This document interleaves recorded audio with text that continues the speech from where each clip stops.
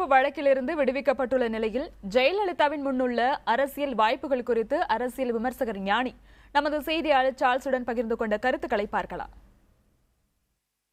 அதிமுக பொதுச் செயலாளர் ஜெயலலிதா முதலமைச்சராக தேர்வு செய்யப்பட்டு இப்போ அடுத்ததாக இந்த ஆட்சியை தொடர்ந்து நடத்துவாங்களா, இல்லை இதற்கான இந்த தேர்தல் வியூகத்தை அவங்க முதல்ல வகுப்பாங்களா?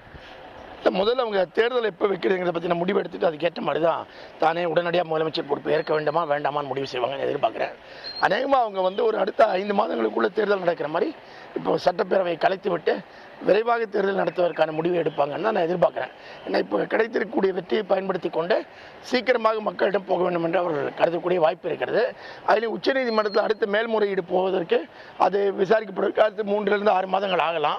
அதுக்கு முன்னதாக தேர்தல் முடிந்து விட வேண்டும் என்று அவர்கள் எதிர்பார்க்கக்கூடிய வாய்ப்பு அதிகமாக இருப்பதாக நினைக்கிறேன். இப்போ தேர்தல் ஆணையம் கூட ஒரு தகவல் சொல்லியிருக்காங்க. வருகிற அந்த 23ஆம் தேதிக்குள் ஏதாவது ஒரு சட்டப்பேரவை தொகுதி காலியாக இருக்கணும், அப்போதுதான் தேர்தல் நடத்த முடியும். இல்லை என்றால் அதற்கப்புறம் இடைத்தேர்தல் நடத்துவது தேர்தல் ஆணையம் கையில் இருப்பதாக. அது இப்போ எப்படி இவங்க சமாளிப்பாங்க? இல்லை, அநேகமாக அடுத்து பீகார்லேயும் ஒரு சட்டப்பேரவை பெரிய தேர்தல் வர வேண்டி இருக்கிறது. பொதுவாக 2-3 மாநிலங்களுடைய தேர்தலை ஒன்றாக நடத்துவதுதான் தேர்தல் ஆணையத்துடைய வழக்கமாக இருக்கும். ஆனால் அதோடு சேர்த்து கணக்கிட்டு தான் முடிவு எடுப்பார் என்று நான் எதிர்பார்க்கிறேன். அநேகமாக ஒரு 15-16 தேதிக்கு மேலே தமிழகத்தில் முதலமைச்சராக ஜெயலலிதா மீண்டும் பொறுப்பேற்றுக் கொள்ளக்கூடும். அதன் பிறகு ஒரு வாரத்துக்குள்ளே கூட அவர்கள் கலைக்க விரும்பினால் கலைக்கலாம். ஏன்னா 23 நீங்கள் சொல்லக்கூடிய தேதிக்கு அந்த அளவுக்கு அவகாசம் இருக்கிறது.